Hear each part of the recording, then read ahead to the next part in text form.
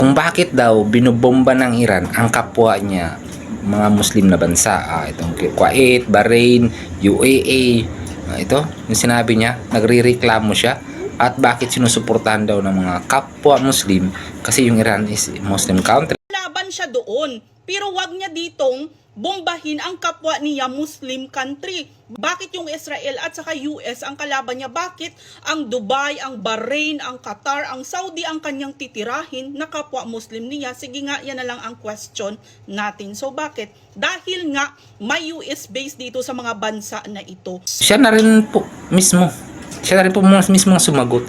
Kasi nga yung mga bansang iyon na nabanggit niya, may mga US base po, mga US Army po na nandun.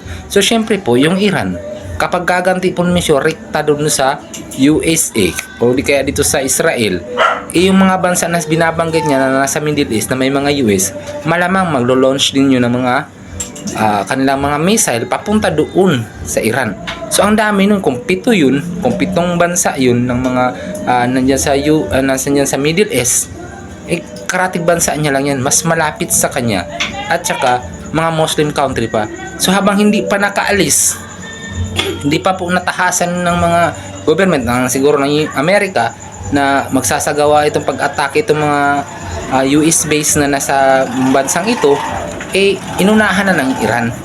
Kasi pag nakaalis na, saka pa niya titirahin o saka pa niya magbubumba ng missile, nakaalis na yung kalaban. Kailangan naman bombahin niya kung saan-saan. Hindi tatamaan yung mga civilian, yung mga kapwa niya Muslim. So yung mga ang ganda nga ng ginawa ng Iran. Sa totoo, hindi ako sinasabi na dapat bombahin talaga. Gumanti lang naman ng Iran. Sabi na nga niya, siya na meron mismo nagsabi ng gumanti. Ikaw ba? Pag sinapak ka ba, hindi ka gaganti? Pag sinapak ka ng tatay, may anak, yung tatay ng isang bata, nakalaro mo, sinapak ka ng bata, siyempre gagantihan mo yung bata. Alam naman yung tatay ang gantihan mo. Di ba? Hindi po naman yung gagantihan. Hindi pa yung nasa malapit sa'yo. Kapag ginantihan mo yung tatay, lamang agrabyado ka. Hindi ko naman sinabi na agrabyado talaga ang Iran. Sa totoo lang, napakalakas ng paninindigan ng Iran. Yung bansa natin, walang paninindigan yung pinuno natin. Sa totoo, nakakalungkot. Walang paninindigan. Itong Iran naninindigan. Yun ang dapat na namungo sa atin.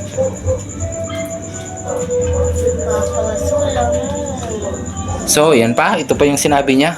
Siya na rin ang sumagot. Ano bang problema ng babaeng ito?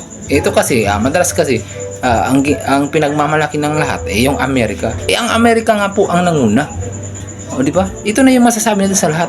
Bakit yung mga nanguna na makipaglaban, na maglikha ng gulo, Ramadan pa naman. Month of Ramadan. Yung mga nandyan sa bansang Iran po ay nagsasagawa ng kanilang pagpapasting. So, gito po yung ginawa ng mga Amerika. So, ayan po.